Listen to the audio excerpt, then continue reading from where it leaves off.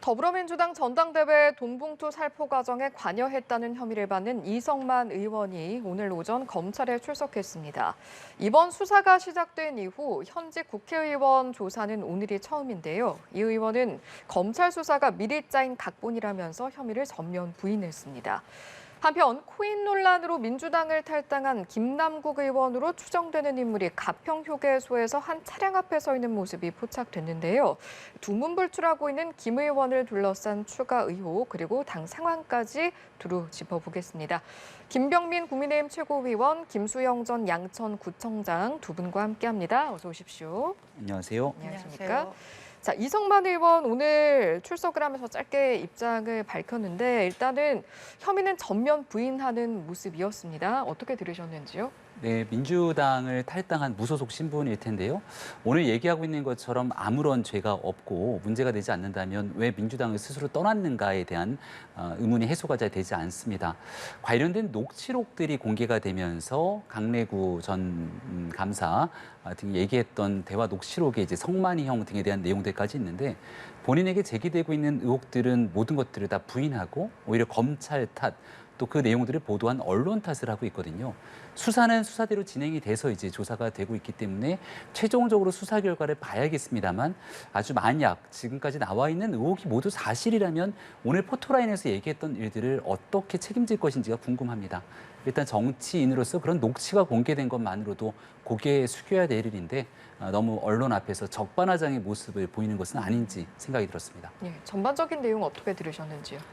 네, 지금 현재 있는 내용은 녹취록밖에 없습니다. 그렇기 때문에 결국 돈이 주고받는다는 것이 현금으로 또 주고받았을 것이기 때문에 증거라든지 특정한 그 사건의 내용들을 하나하나 다 특정하지 않으면 사실 혐의 내용을 밝히기가 쉽지 않을 거라고 봅니다.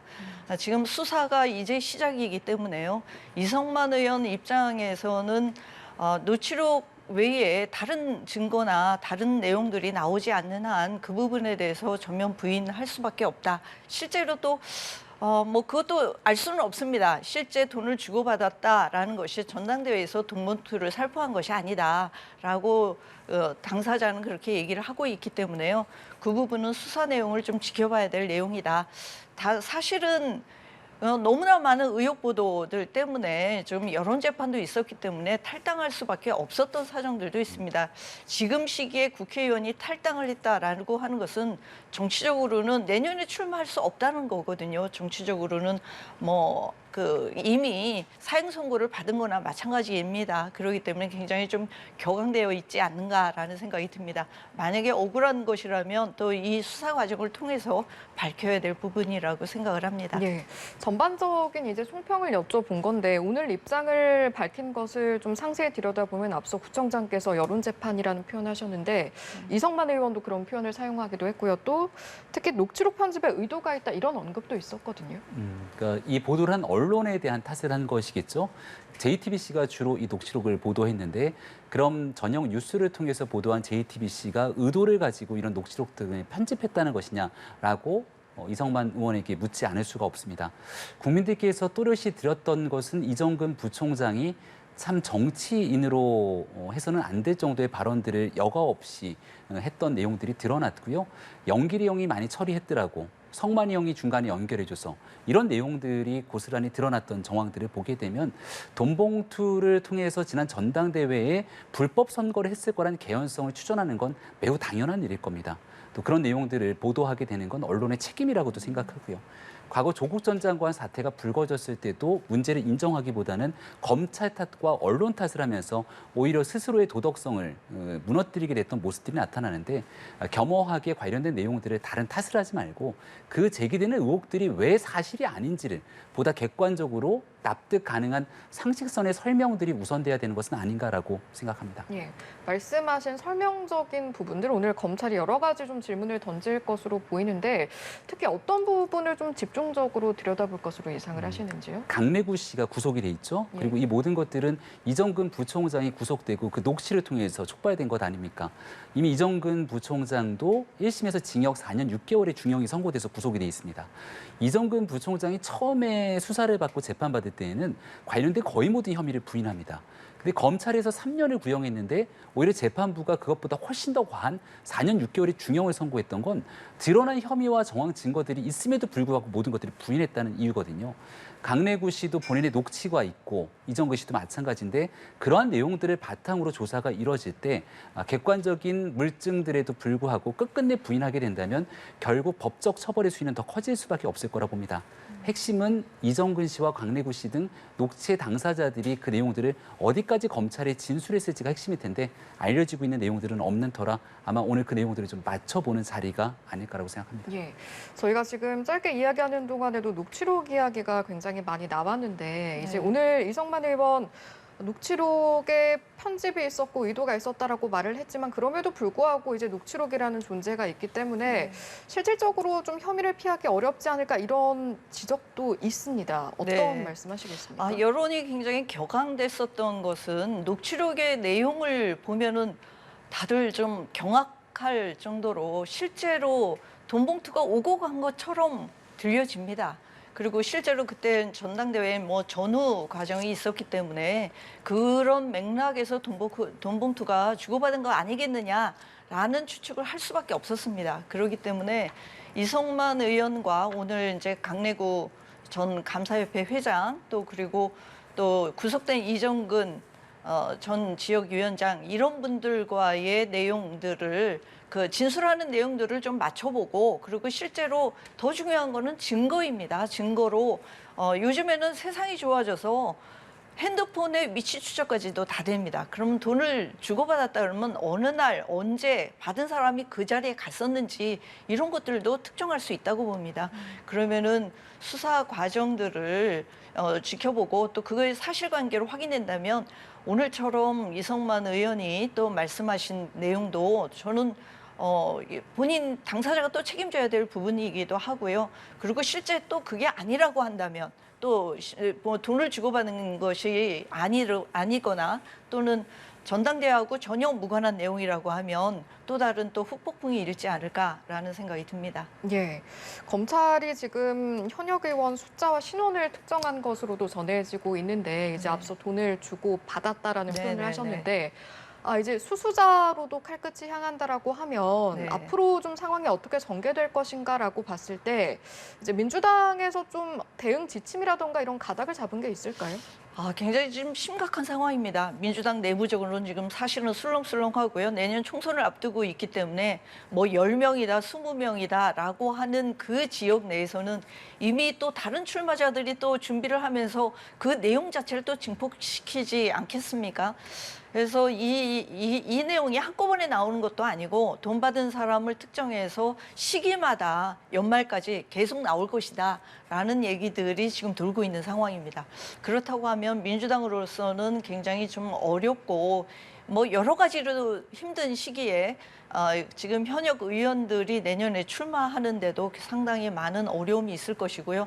뭐 민주당 자체에 씌워지는 그 프레임도 내년 총선을 돌파하는데 참 어려움이 있을 거라고 보여집니다. 네. 그렇기 때문에도 더 수사 과정이 빨리 조속히 진행되고 빨리 발표되고 이렇게 돼서 이 문제를 털어 나가는 것이 민주당으로서는 중요하다라는 생각이 듭니다. 예. 범위가 넓혀지면서 이번 의혹의 여파 어디까지 갈 것인가라고 봤을 때 좀 어떻게 전망을 하시는지요? 검찰이 이제 최종적으로 만약 현금이 오갔다면 현금이 오간 정황들을 마지막까지 입증하기는 좀 쉽지는 않은 길일 겁니다. 다만 검찰이 수사의 속도를 낸다면 여기에 대해서 무언가 입증할 수 있을 만한 증언들은 확보했기 때문에 수사가 진행될 거라고 보는데요. 얼마 전에 왜 스폰서라고 불렸던 돈을 전달했을 것으로 추정되는 인사도 조사를 받은 거로 알고 있습니다.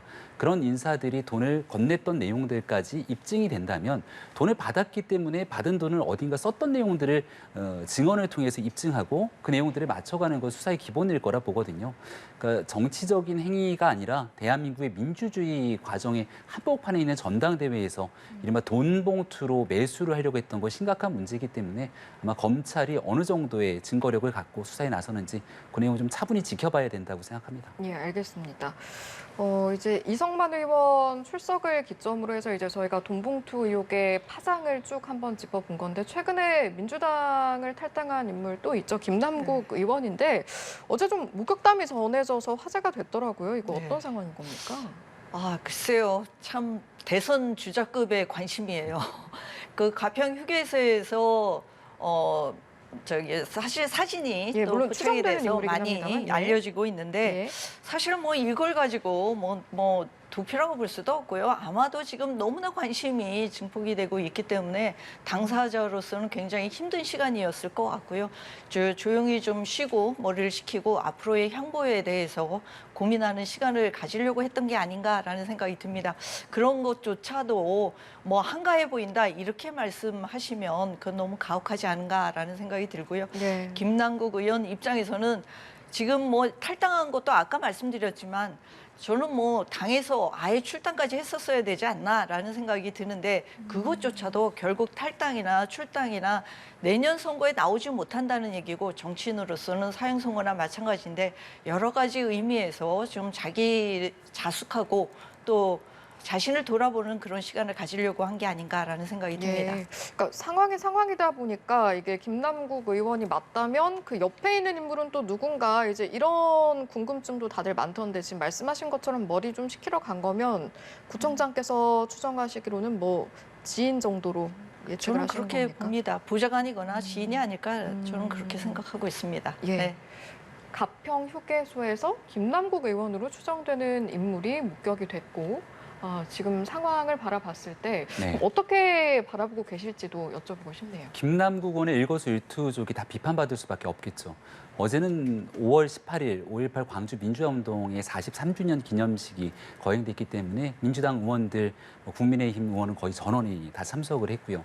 근데 김남국 의원이 그 자리에 참석을 하지 않았고 또 법사위가 열리고 있는 또 한복판에 있을 텐데 법사위에 출석하지 않으면서 캐주얼한 차림으로 어딘가 평일에 가게 되는 모습이 김남국 의원이 찍히니까 이대로 국회의원 의정활동 못할 정도로 이른바 도피성 행각들을 하게 된다면 차라리 그냥 국회의원직 깔끔하게 내려놓는 게 맞지 않겠냐 이런 성토의 목소리가 커질 겁니다. 김남국 의원에게 제기되는 의혹이 여전히 자고 일어나면 새로운 보도들이 계속 나오고 있거든요. 그 돈의 흐름에 대한 소명도 잘 되지 않고 있고요.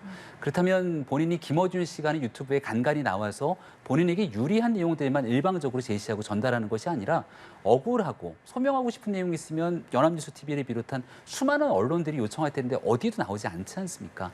그리고 본인 스스로 그 같은 중요한 의정활동 현장에 있지 않고 저렇게 휴게소에서 포착이 되고 나니 국회의원직 스스로 즉각 그만두거나 그렇지 않게 된다면 국회 차원에서 즉각 징계로 제명 절차를 밟는 것이 국민께 해야 되는 도리라고 생각합니다. 예. 지금 이제 김남국 의원이 어디에 있는가, 어떤 행보를 보이고 있는가 하나하나 주목이 되는 상황이다 보니 탈당을 하기 전에 민주당에서 코인을 매각을 했으면 좋겠다라는 권고를 했는데 이걸 또 바로 매각을 했는가? 이것도 관심을 가져보니 아직도 매각을 한 건 아니라고 해요. 지금 순간에 매각을 해도 아마 여러 가지 의혹 보도도 나오고 예. 여론의 주목을 받을 겁니다. 저는 김남국 의원이 자숙하고 좀 이렇게 조용히 있는 모습을 좀 보여주셨으면 좋겠어요. 사실 정치하다 보면 이런저런 또 큰 비가 내리기도 하고 그럴 때는 사실 비 맞고 있는 그것도 저는 방법이라고 생각합니다. 국민으로부터 문매를 맞을 만한 또 행동을 했고요. 그렇기 때문에 그것을 항변하고 억울하다고 또 자꾸 하소연을 하다 보면 이게 또 오해를 불러일으키고 꼬투리를 잡히고 그럴 수밖에 없습니다. 지금 순간에 그걸 갖고 있는 코인을 매각하는 행위 자체도 저는 또 관심을 또 받게 되는 일이라고 생각을 합니다. 그러지 않고 나중에 뭐 조용해질 때 코인 매각을 해서 기부를 하든지 하는 것도 방법이 아닐까라는 생각이 듭니다. 지금 해야 될 일은 아니지 않을까라는 생각을 합니다. 당장 해야 할 일은 네, 아니었던 네. 것 같다. 어떻게 들으시면서 동감하십니까? 그러니까 민주당 내에서도 김남국 의원이 스스로 탈당을 해버리면서 이른바 진상조사도 하지 못하게 됐고 그 탈당하면서 본인이 민주당을 사랑한다면 있는 자료를 다 내어놓고 검증할 수 있도록 민주당을 도와줘야 되는데 그러지도 못했다는 게 민주당 내부에서부터 나오는 평가 아닙니까? 그러다 보니 시기에 대한 실기 민주당에 대한 리더십까지 흔들리고 있는 와중인데요. 근데 이게 단순히 김남국 의원 한 명만을 탓할 것이냐라고 한다면 5월 5일 어린이날 최초 보도가 나오고 나서 충분한 시간이 있었습니다. 하지만 당시 나왔던 민주당 현역 의원들 중에는 김남국 의원을 오히려 감싸는 평을 하는 사람들도 많았고요.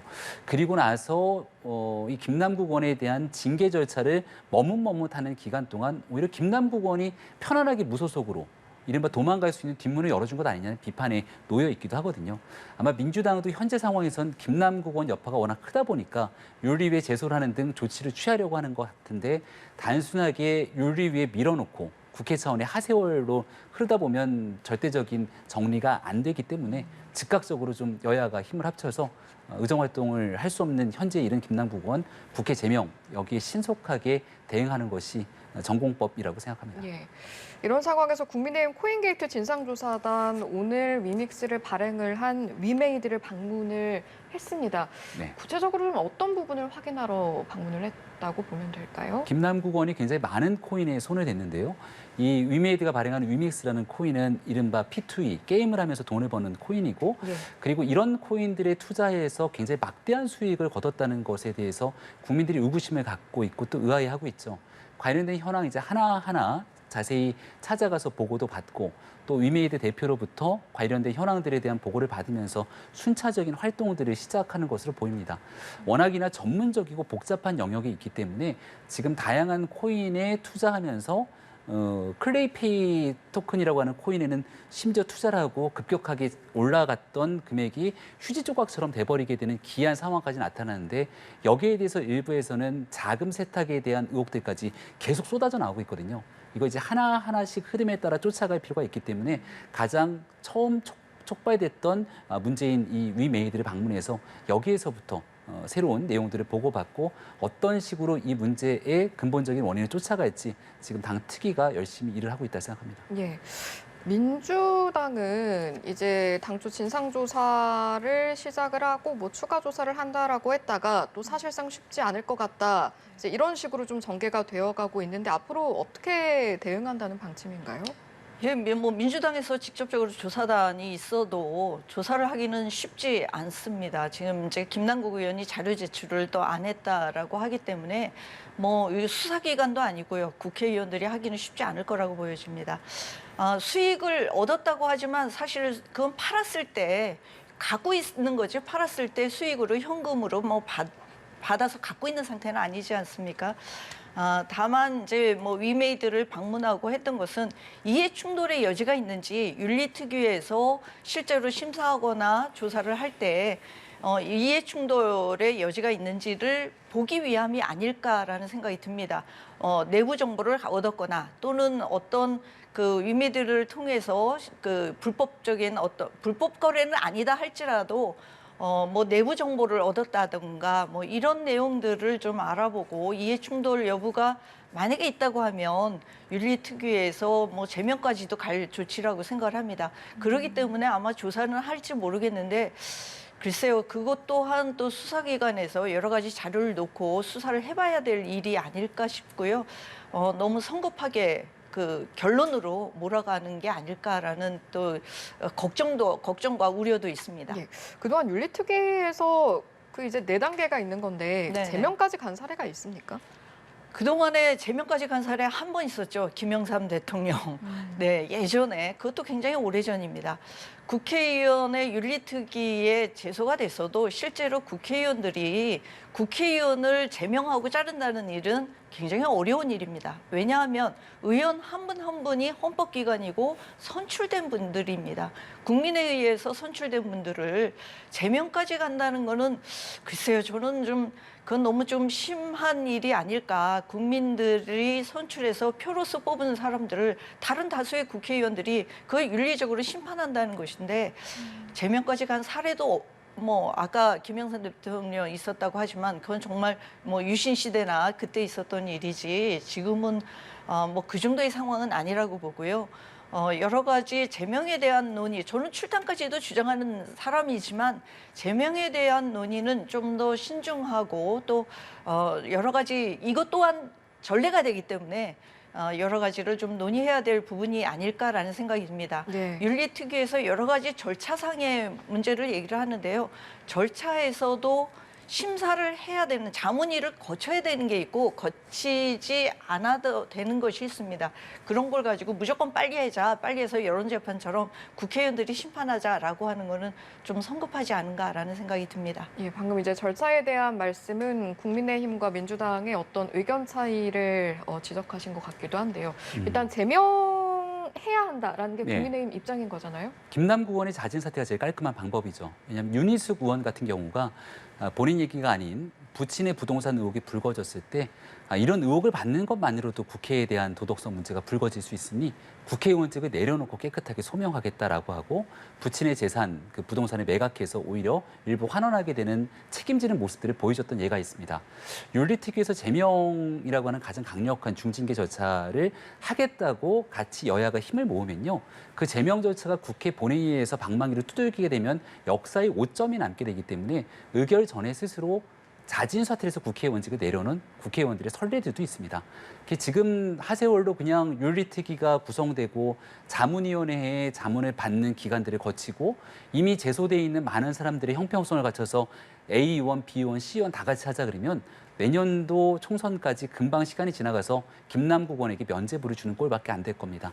이미 지금 드러나 있는 국회의원으로서 상식을 벗어난 투기 행위들 그리고 국회의원 의정 활동하는 상임위 기간에도 이 코인 트레이딩, 매매에 열을 올리고 있었던 현재까지 드러난 정황만으로도 국회의원직을 더 유지할 수 없다고 판단되는 국민들이 많다고 생각한다면 즉각 제명 조치를 취하려고 하는 노력들이 저는 국회에서 여야 할 것 없이 선행돼야 된다고 생각합니다. 네, 알겠습니다. 이 내용도 짚어보겠습니다. 김태우 서울 강서구청장 대법원의 유죄 확정으로 구청장직을 잃게 됐습니다. 먼저 이번 판결 어떻게 보셨는지요? 네, 저희 바로 옆 지역이라 굉장히 술렁술렁합니다. 예. 뭐 다시 선거를 내년에 해야 된다, 뭐 이런 얘기도 있는데 저는 그 김태우 전 구청장이 됐죠. 구청장이 뭐 별도의 반박문을 낸 거를 이해할 수가 없습니다. 이걸 어떻게 조국하고 또 비교를 하고 하는데요. 뭐 억울하다고 생각할지 모르지만 재판부에서 판단한 거는 그게 순수한 내부 고발이 아니라 본인의 김태우 그 감찰관의 당시의 감찰관의 비위 사실에 대해서 그 사실을 무마하기 위해서 내부 정보를 유출했다. 그리고 또 사실관계만 한 것이 아니라 사실에다가 의혹되는 부분, 추측성까지 언론에다가 보도를 했다라고 해서 좀 악의적으로 본 것 같습니다. 그래서 1심, 2심까지 유죄 판결이 나온 것입니다. 근데 그 부분은 다 없어지고 본인이 그 정의로운 일을 했다라고 항변하는 것은 옳지 않다고 봅니다. 거기다가 또 재판부를 그렇게 비난하는 것은 옳지 않다라고 생각을 합니다. 예, 이제 네. 조금 전에 말씀하신 내용이 그러니까 김 구청장은 감찰무마에 관여한 조국 전 장관이 유죄면 나는 무죄여야 한다 이렇게 대법원을 비판을 한 거예요. 이번 예. 판결 어떻게 보셨는지? 그러니까 2019년도 문재인 정부 때 있었던 일들이죠. 당시에 민정수석실에서 근무했던 김태우 전 수사관이 관련된 내용들이 이제 공익 제보 성격으로 여러 가지 이제 폭로성 성격의 기자회견 등을 했는데 이런 방식의 재판 판결이 나게 되면 앞으로의 공익 제보자가 위축되지 않겠는가라고 하는 우려는 분명히 있을 겁니다. 대법원의 확정 판결이 났기 때문에 당연히 대법원의 판단을 존중해야 되고요. 또 국민의힘 소속이기 때문에 강서구청장에 이제 공백이 생기게 된 점에 대해서도 국민께 고개 숙여 송구하다는 말씀을 드릴 수밖에 없을 겁니다. 하지만 여러 전문가들의 의견들이 지금 이 판결을 두고 의견들이 같이 나눠지고 있는 것은 공익제보자에 대한 보호를 과연 법률적 개정을 통해서 어디까지 확대할 수 있을 것인가에 대한 논쟁적 여지는 분명히 남아있다고 봅니다. 이걸 해야 되는 것이 입법부의 역할로 남게 되는 것이고요.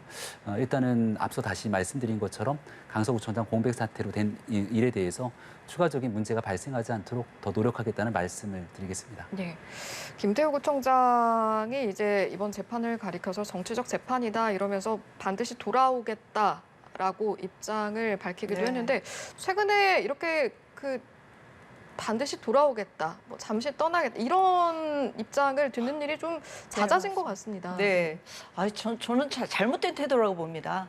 반드시 돌아오겠다, 본인이 돌아오고 싶다고 그래서 돌아와지는 건가요?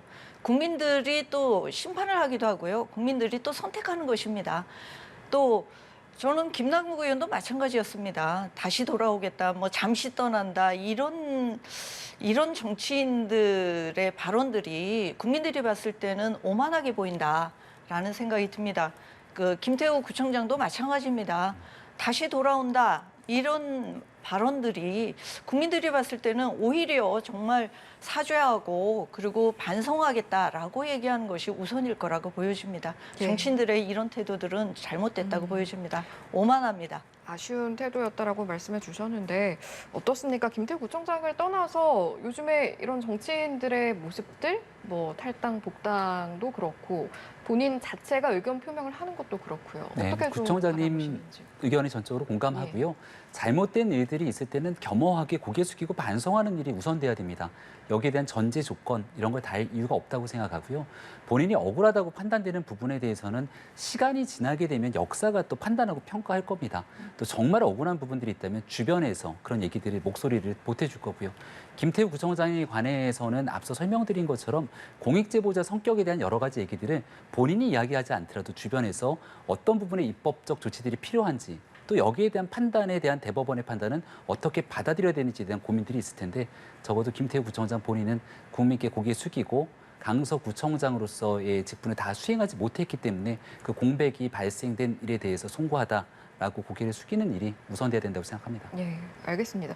이야기가 나온 김에 좀 궁금한 것이 각 당에서 지금 탈당, 복당에 대한 기준점을 좀 어떻게 잡아가고 있는지 아니면 뭐 수정 계획이 있는지 이런 것도 좀 여쭤보고 싶네요. 네, 일단은 지금 탈당은 민주당에서 송영길 전 대표, 이성만 의원, 예. 윤관석 의원, 김남국 의원에 이르기까지 줄지어 이어지고 있지 않습니까? 근데 이제 국민들이 바라보기도 그렇고 또 저희 국민의힘이 강력하게 비판하는 건 누가 보래도 지난번에 있었던 민영배 의원의 탈당과 복당이 너무나 쉽게 이루어졌던 점 때문에 이 탈당이라고 하는 게 그렇게 정치적인 책임을 다하는 것인가에 대한 의구심이 생길 수밖에 없다고 봅니다. 저희 최고위원들에 대한 지난날 설화등 문제가 발생했는데 가장 어렵고 힘든 일들은 공식적인 기구인 윤리위원회를 통해서 어떤 부분들이 잘못됐는지를 판단해서 거기에 합당한 징계를 내리는 일이라고 생각합니다. 여기에 대한 여파들도 적지 않게 저희도 나타났지만 그래도 기본적인 윤리위원회가 가동되는 모습을 보였는데 민주당 차원에서도 잘못된 일들이 있다면 그 윤리심판원이 가능한 역할들을 할 수 있도록 그 일을 좀 담보해주고 탈당과 복당이 너무 쉽게 이루어지지 않도록 하는 일 이건 이제 정치권의 신뢰성을 담보하기 위해서라도 같이 함께 노력해야 되는 과제라고 저는 생각합니다. 예. 당원 당규상 이제 만약에 국민의힘에서도 뭐 이번에는 최고위원직을 사퇴하는 과정이었지만 탈당하는 인원이 생겼다라고 했을 때 당원 당규에서 그 복당 규정은 좀 있는 게 있습니까? 내용이? 그럼요. 저희가 예를 들어서 통상적인 탈당은 공천 심사에 불복해서 탈당하고 무소속에 나서는 경우들이 있게 되는데요. 예. 그런 경우에 다시 복당하려면 시도당 위원회의 승인을 받아야 되고 최종적으로 최고위원회 의결사항들까지 거쳐야 되기 때문에 여전히 탈당을 하고 당에 들어오지 못하는 경우들이 허다합니다. 정말 어쩔 수 없는 상태에서 탈당에 대한 내용들의 소명이 이뤄지면 모르겠습니다만은 이게 너무 아무렇지 않은 듯 탈당과 복당이 같이 연결돼서 이어지지는 않는다라는 점을 다시 한번 말씀드립니다. 알겠습니다. 민주당 같은 경우에는 이제 또 최근에 탈당한 의원들도 몇 명 있었고 그렇다 네. 보니까 네. 탈당과 복당에 대한 이제 비판의 목소리도 나오고 아무래도 내부적으로도 좀 여러 가지 이야기가 나올 것 같습니다. 현재 당원 당규는 어떻고 또 앞으로 어떻게 가야 된다고 보시는지요? 저희도 마찬가지입니다. 탈당을 하게 되면 1년 안에는 또 복당을 할 수도 없고요. 또 복당을 한다 하더라도 공천을 할 때 불이익이 주어지고요.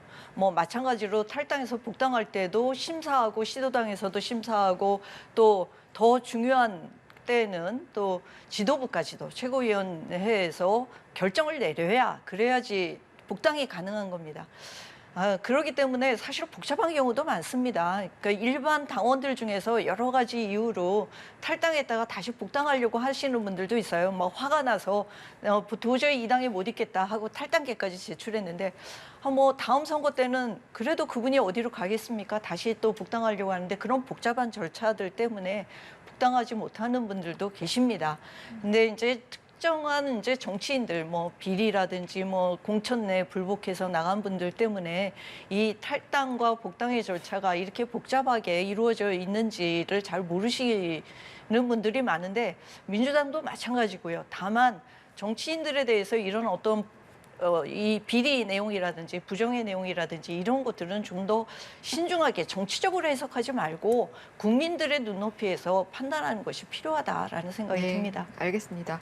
마지막으로 외교 이야기도 해보겠습니다. 윤석열 대통령 오늘 G7 회의 참석차 일본을 방문하게 되는데 이번 방문에서 좀 제일 기대할 만한 성과가 있다면 어떤 게 있겠습니까? 네, 이번 G7 이제 일본의 기시다 총리가 초대를 하지 않았습니까? 지난달 한일 정상회담을 통해서 셔틀 외교를 복원해서 양국 간의 미래지향적 관계를 끌어낸 바 있고요. 얼마 전에는 이 한미 정상회담을 통해서 워싱턴 선언을 끌어내고 여기에서 특히 북핵과 미사일 도발에 대한 대한민국의 중요한 안보를 위해서 우리가 함께 어떻게 협력할지에 대한 중요한 방안들을 도출한 바가 있습니다. 이제는 안보가 안보뿐만이 아니라 경제라도 같이 결합돼 있기 때문에 경제 안보라는 표현을 쓰게 되고 반도체 등 중요한 공급망 문제까지 다 같이 얽혀져 있는 게 이번 G7에서도 논의될 수밖에 없다 보거든요. 이런 일들 속에서 영내 국가들 간에 대한민국이 차지하고 있는 외교의 중요한 위치들을 다시 한번 보여줄 수 있다고 판단합니다. 그리고 이제 일본과의 셔틀 외교를 통해서 조금 더 미래지향적인 관계로 나아가기 위한 진전들이 계속 이어지고 있는 만큼 이번 G7 정상회의에서 다자간 외교를 넘어서는 한일, 한미 간의 더 진전된 발전들까지도 끌어내고 있는 과정에 있다고 봅니다. 예. 경제 안보 나아가 셔틀 외교 연장선상에서도 이제 이번 방문을 두고 좀 기대하는 바를 말씀을 해주셨습니다. 뭐 그렇긴 한데요. 누누이 전문가들도 얘기하고 정치권에서도 얘기하지만 한미일 또 북중러 그 사이에서 한국이 꼭 앞장서서 거기에서 정말 총탄 맞는 그런 상황에 놓여지지 않았으면 좋겠습니다. 누누이 얘기하지만 외교는 수단이지 목적이 아닙니다. 친해져서 무엇을 얻을 것인가, 어떤 실익을 얻을 것인가에 좀 더 집중했으면 좋겠다. 그 부분을 좀 당부하고 싶습니다. 예. 보통은 이제 일본 정상, 미국 정상과 어떤 이야기가 나올 것인가를 주목하게 되는데 사실은 뭐 영국, 인도, 호주, 베트남 이런 정상들도 이제 함께 하게 되고 또 여기서는 네. 어떤 이야기가 나올지도 궁금하기도 해요. 그 다자간 외교가 펼쳐지게 되면 여기에서 이제 정상회담을 갖습니다만 예. 약식 회담으로 이제 짧은 시간이 이어지기 때문에 뭐 친교의 시간 혹은 더 나가서 짧은 의제들에 관한 논의들이 진행되게 되겠죠. 우리가 시간을 이제 작년만 하더라도 작년에 다자 외교에서 바이든 대통령과 만남을 했니 안 했니 아주 짧은 기간 조우한 것을 정상과 만남이라고 볼 수 있느니 기시다 총리를 만나기로 했는데 결국 못 만난 거 아니냐? 장소에서 홀대를 받은 것 아니냐? 이런 얘기들이 다자간 외교에서 많이 나왔죠. 하지만 그런 일들이 오래 있었던 한미, 한일 정상회담을 통해서 양국 정상들 간의 신뢰가 이전과는 비교할 수 없을 정도로 돈독하고 두터워졌다는 데에는 이견이 없을 겁니다. 그런 일들을 기본적으로 한국과 미국, 일본 간의 관계를 좀 정립이 돼 있다고 생각하고요. 여기에 더 나아가서 국제적으로 중요한 국가들 간의 관계를 쭉 이어나가기 위해서 다자간 외교에서 역할들이 있을 건데 예. 아무튼 어떤 내용들이 대한민국 국익에 맞게 오가는지는 조금 지켜보면 좋겠습니다. 예. 미국, 일본을 비롯한 다자 외교에서 나아가야 할 방향성 좀 네. 짧게 들어볼까요? 예, 다자 외교 그 안에서 균형점을 찾는 것이 중요합니다. 우리 외교 안보 또 경제 안보 말씀하셨는데 경제적인 측면에서 지금 우리 대한민국이 굉장히 위기에 있습니다. 중국으로부터도 우리가 실익도 얻지 못하면서 지금 어떤 보복을 당할지 모릅니다. 그렇기 때문에 이번에 또 한미일 회담이라든지 한일 회담에서 자칫 또 잘못해서 중국을 또 건드려서 때는 이때다 하고 보복당하지 않는 좀 정말 실익을 좀 챙길 수 있는 그런 외교가 되기를 바라겠습니다. 예, 여기까지 듣고 마무리하겠습니다. 오늘 이 시간은 김병민 국민의힘 최고위원 김수영 전 양천구청장 두 분과 함께했습니다. 고맙습니다. 네, 고맙습니다.